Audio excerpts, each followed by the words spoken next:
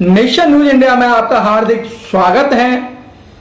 पूरे भारतवर्ष के अंदर जिस तरीके से अफरा तफरी मच रही है और फैल रही है निजीकरण को लेकर, आज निजीकरण पर विशेष चर्चा में हमारे साथ मौजूद हैं all India SC ST railway employees federation के राष्ट्रीय महासचिव अशोक कुमार जी। सर, आपका नेशन न्यूज इंडिया में सर आपका हार्दिक स्वागत है। सर धन्यवाद। सर, निजीकरण को लेकर पूरे देश के अंदर एक अफरा तफरी मच रही है। सर, इस अफरा तफरी को आप किस नजर से देखते हैं? सर देखो, ऐसा है, जहां तक हमारा India SC ST railway employee association, जिसकी जो मान्यता मिली हुई है रेलवे के द्वारा, भारत सरकार के द्वारा मिली हुई है, और रेलवे के साथ साथ अन्य विभाग भी, जैसे बीएसएनएल हुआ, आपका डिफेंस हुआ, या आपका पेट्रोलिंग कंपनी हुई, आपका एयर इंडिया हुआ, सभी को निजी हाथों में देने का विचार बन रहा है। और रेलवे में भी खास करके अभी जो पिछले दिनों माननीय रेल मंत्री जी ने जो चर्चा छेड़ी है कि 109 रूट पे 151 ट्रेन जो प्राइवेट प्लेयर्स के द्वारा चलाई जाएगी। जी, इससे पहले भी जी सर बोलें। सर आवाज चली गई। सर आपकी आवाज चली गई। सर आवाज चली गई। हाँ आ रही, बोले सर। हाँ, तो ये जो अभी चर्चा चली है कि भाई 109 रूट पे 151 गाड़ियां प्राइवेट कंपनी द्वारा चलाई जाएंगी, तो ये सारा जो इससे पहले भी जो कारखाने हैं रेलवे के, जो प्रोडक्शन यूनिट है, उनको भी निजीकरण करने का प्लान बनाया था। यानी कि धीरे धीरे पूरी रेल को प्राइवेट लोगों के हाथ में देने का इनका विचार बन रहा है। सर अभी कुछ दिन पहले रेलवे का किसी प्रकार से निजीकरण नहीं किया जा रहा है। वर्तमान में चल रही रेलवे की सभी सेवाएं वैसे ही चलेंगी। रेलवे के निजीकरण के अफवाहों पर रेल मंत्री पीयूष गोयल ने साफ कहा है कि रेलवे का निजीकरण नहीं होगा। 9 जुलाई 2020 को स्टेटमेंट था सर पीयूष गोयल साहब का। देखिए, ये एक तरह से उन्होंने जो बात कही है रेलवे का निजीकरण नहीं होगा, वो बात है जैसे कि उन्होंने ये कहा है इस बात के लिए कि भाई जो वर्तमान में जो गाड़ियां चल रही हैं या वर्तमान में जो रेल चल रही है वो सरकार द्वारा चलाई जाएगी, लेकिन उसके अलावा 109 रूट जो है वो प्राइवेट प्लेयर्स को दिए जाएंगे। 109 रूट्स पे 151 गाड़ियां प्राइवेट कंपनियों द्वारा चलाई जाएंगी। यानी इन एडिशन टू दिस वो 151 गाड़ी जो है प्राइवेट प्लेयर द्वारा चलाई जाएगी।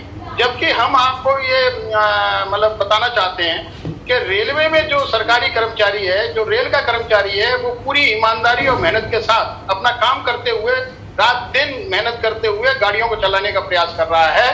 और जो चर्चा माननीय मंत्री जी ने की है कि हम रेल को प्राइवेट नहीं कर रहे, इसके अलावा 109 रूट पे 151 गाड़ियां चलाएंगे, तो मैं ये कह रहा हूं कि जो आज की डेट में वर्तमान में जो ट्रैक है वो रेलवे के द्वारा बनाया हुआ है, सरकार के द्वारा बनाया हुआ है, और जो गाड़ियां हैं वो रेल की हैं, जो सिग्नलिंग सिस्टम है वो रेल का है, ऑपरेशनल सिस्टम है वो रेल का है, यानी सारी चीजें रेल की हैं।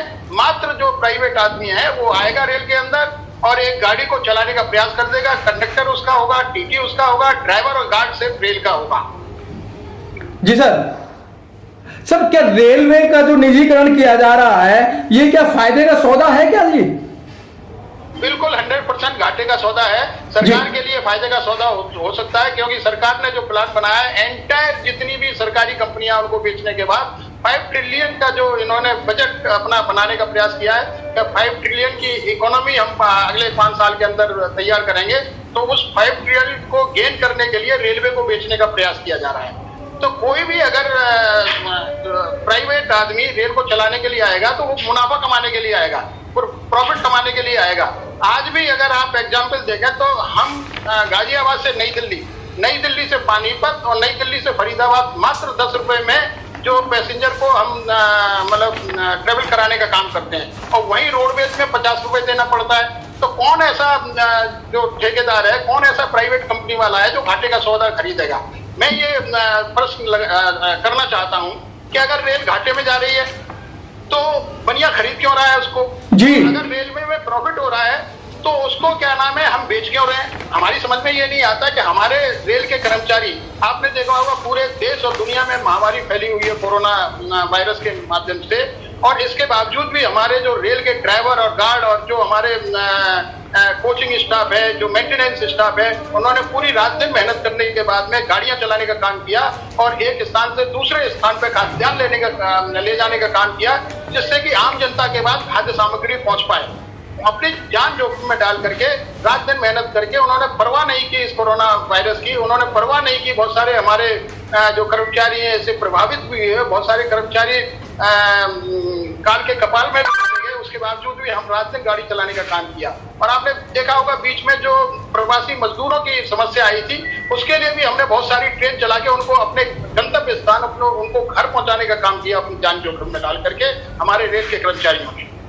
तो ये कभी भी जो है जो रेल चलती है वो सोशल वेलफेयर के लिए चलती है, यानी जो हमारे जनता है उनके वेलफेयर करने के लिए कि कम पैसे में हम उनको ज्यादा से ज्यादा यात्रा करा पाए, कम पैसे में हम उनके गंतव्य स्थान पर पहुंचा पाए। तो मैं नहीं समझता कि कोई भी अगर ठेकेदार आएगा, कोई भी प्राइवेट कंपनी आएगी तो वो मुनाफा कमाने के लिए नहीं आएगी। आप देखिएगा जब इस देश के अंदर ब्रिटिश गवर्नमेंट की, विदेशियों की सरकार थी, उन ब्रिटिश ने, अंग्रेजों ने इस देश के अंदर सिर्फ इसलिए राज किया था कि इस देश की संपत्ति को लूट करके अपने देश में ले जाए। उन्होंने भी इस रेल को प्राइवेट नहीं किया था, वो भी सरकार के अंडर में चलती थी रेल। सर, जिस तरीके से IRCT, Indian railway catering and tourism service और आवागमन से जो फायदा हो रहा था, उसके बावजूद अब इनको भी प्राइवेट करने की और निजी हाथों में देने का काम कर रहे हैं। तो आईआरसीटीसी को आप क्या समझ रहे हैं? आईआरसीटीसी रेल का एक कंपनी है। आईआरसीटीसी के पास में अपना सफिशिएंट स्टाफ नहीं है। आईआरसीटीसी के पास में अपना इतना स्टाफ नहीं है कि वो प्रॉपर रूप से कोई संचालन रेल का कर पाए, या पेट्रोल सप्लाई कर पाए, या खाना सप्लाई कर पाए। वो भी आगे प्राइवेट कॉन्ट्रैक्टर को देती है। जितने भी यानी खाना सप्लाई करने का काम है आईआरसीटीसी का, या गाड़ी चला, आपने देखा होगा तेजस गाड़ी चली है जी। तेजस गाड़ी चलने के बाद आज भी तेजस गाड़ी खड़ी हुई है, और तेजस गाड़ी में जो किराया था वो आप सब लोगों ने देखा होगा।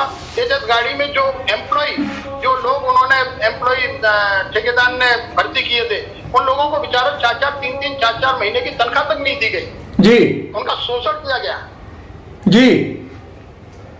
लेकिन सर, अब देखने में आ रहा है कि जो रेलवे था, जो भारतीय रेलवे थी, जो एक गरीब लोगों का सहारा था, गरीब आवाम का सहारा था, आज सरकार उसको भी छीनने जा रही है।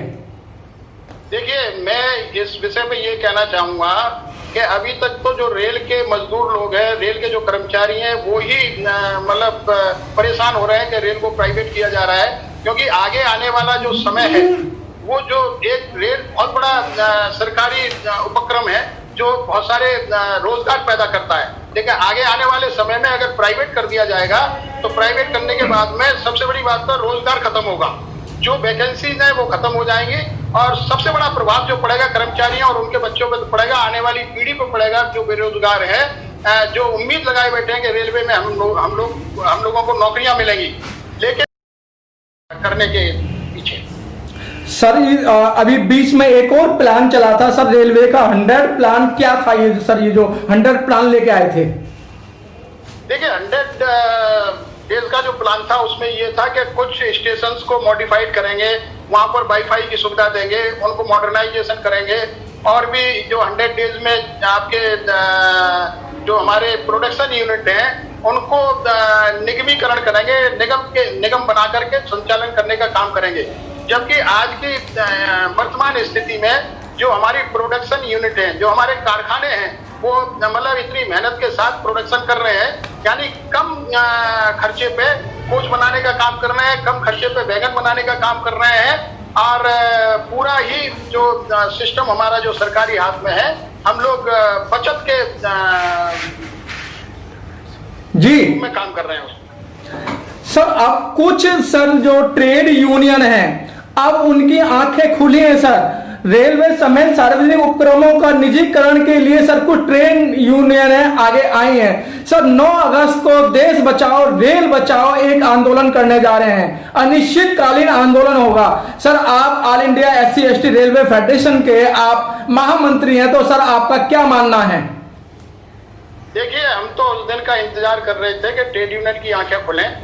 जिन ट्रेड यूनियन को, जिन फेडरेशंस को भारत सरकार के द्वारा, रेल मंत्रालय के द्वारा मान्यता दी गई है, आपने देखा होगा, आपको इतिहास का पता होगा कि 1974 में माननीय जॉर्ज फर्नांडिस साहब ने स्ट्राइक की थी कुछ इन्हीं मुद्दों पर लेकर के, क्योंकि जो रेल के अंदर जो पेमेंट मिलता था वो कम मिलता था, दूसरे उपक्रमों में पेमेंट ज्यादा मिलता था। बहुत सारी ऐसी समस्या थी जिसको लेकर के रेल ने जॉर्ज फर्नांडिस के नेतृत्व में आंदोलन हुआ था।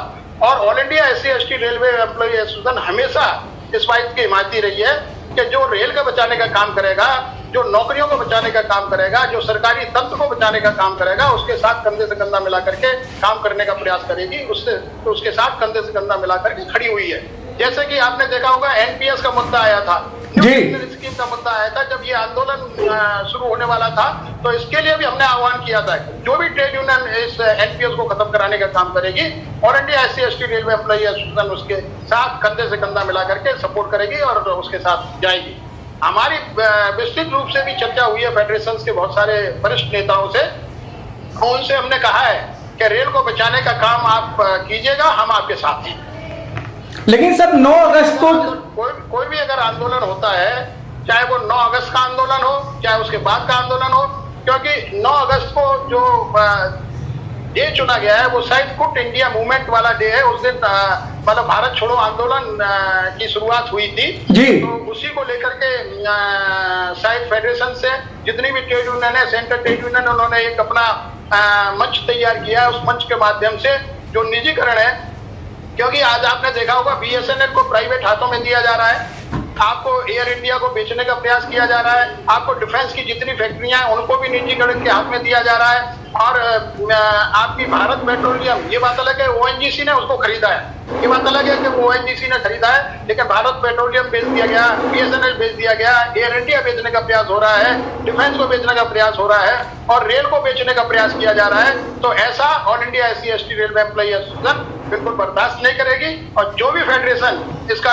विरोध करेगी, जो भी फेडरेशन रेल को बचाने का काम करेगी, क्योंकि रेल बचेगी तो देश बचेगा, रेल बचेगी तो नौकरियां बचेगी और नौकरियां बचेगा तो आरक्षण बचेगा, और आरक्षण बचाने के लिए ये हमारे मान सम्मान की लड़ाई है। क्योंकि बाबा साहब डॉक्टर भीमराव अम्बेडकर ने हम लोगों को इतनी कड़ी मेहनत के साथ जो सरकारी नौकरियों में रिप्रेजेंटेशन देने का काम किया है, अगर हमारा रिप्रेजेंटेशन छीनने का कोई काम करेगा तो all India SC/ST railway employee association सक्षम है आरक्षण बचाने के लिए, और all India SC/ST railway employee association सक्षम है रेल की लड़ाई लड़ने के लिए और उस फेडरेशन के साथ कंधे से कंधा मिला करके लड़ने के लिए जो रेल को बचाने का काम करेगी कि जो रेल बचेगी तो देश बचेगा। और इसलिए क्योंकि जो बेरोजगार हमारे युवा घूम रहे हैं, उनको उम्मीद जो लगी हुई है नौकरियों के लिए, उनको नौकरी मिलने का काम होगा अगर रेल बचेगी।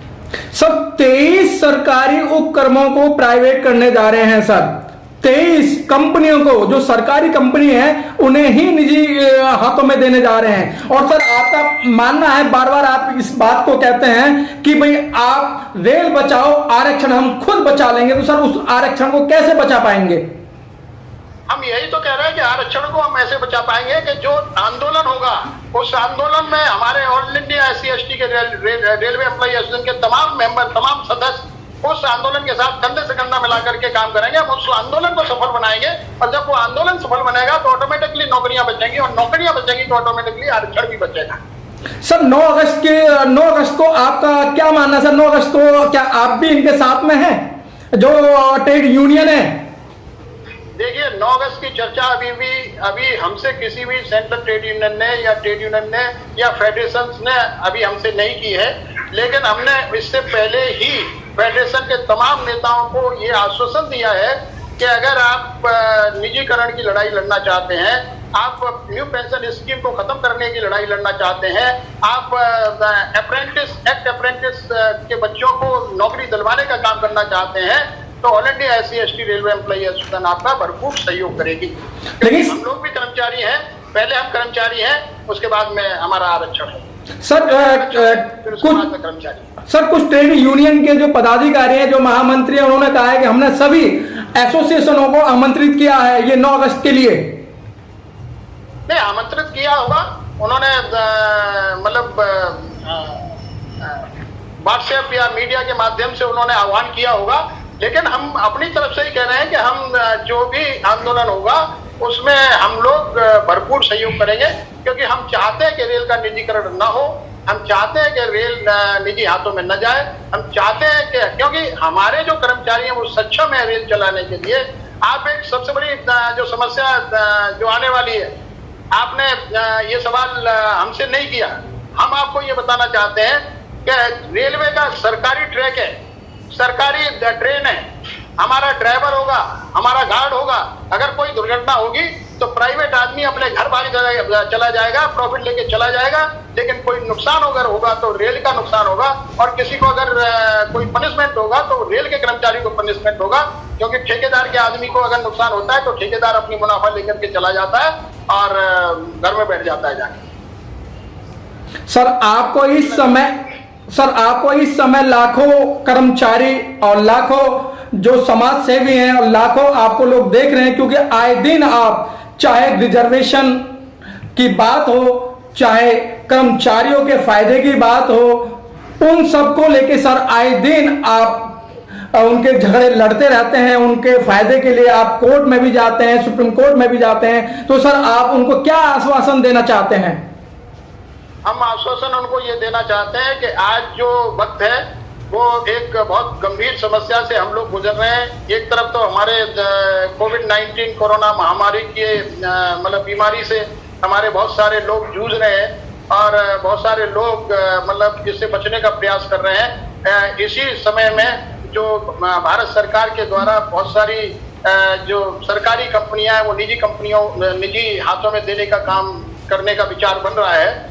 तो मैं खास करके रेल का महामंत्री होने के नाते, all India SC/ST railway employee association का महामंत्री होने के नाते हम ये कहना चाहते हैं कि रेल अगर हम चला रहे हैं तो वो हम वेलफेयर के लिए चला रहे हैं, आम जनता के लिए चला रहे हैं, आप लोगों के लिए चला रहे हैं, आप लोगों की सुविधा के लिए चला रहे हैं। तो कोई भी आंदोलन अगर खड़ा होता है रेल के अंदर तो मैं सभी फेडरेशन के नेताओं से, अपने सभी तमाम बुद्धिजीवी लोगों से, अपने तमाम युवा वर्ग के लोगों से मैं ये कहना चाहूंगा कि अगर जो आंदोलन खड़ा होता है तो वो एक आम आंदोलन होना चाहिए, क्योंकि रेल का जो काम है वो आम जनता के लिए है। रेल के जो संचालन होता है वो आम जनता की फायदे के लिए होता है, आम जनता को ये सुविधा देने के लिए होता है। तो आम जनता भी इस आंदोलन में हमारे साथ खड़ी होगी और युवा वर्ग भी हमारे साथ खड़ा होगा, क्योंकि उनको जो नौकरी की उम्मीद थी, रेलवे एक ऐसा मतलब विभाग है जहां पर बहुत सारे लोग, बच्चों को, नए युवाओं को नौकरी मिलती है, वो सारे दरवाजे अब निजीकरण के माध्यम से बंद हो जाएंगे। तो मैं उन लोगों को आह्वान करना चाहता हूं कि अगर कोई आंदोलन खड़ा होता है और अगर आंदोलन होता है तो उस आंदोलन को सफल करने के लिए आम जनता को भी हमारे साथ आना चाहिए, आम युवा को भी हमारे साथ आना चाहिए, आम बुद्धिजीवी को भी हमारे साथ आना चाहिए, जिससे कि ये जो आने वाला जो समय है, जो निजीकरण का जो सपना देखा है भारत सरकार ने, ये सपना उनका चकनाचूर होना चाहिए। सर बहुत बहुत धन्यवाद सर आपका। Press the bell icon on the YouTube app and never miss another update.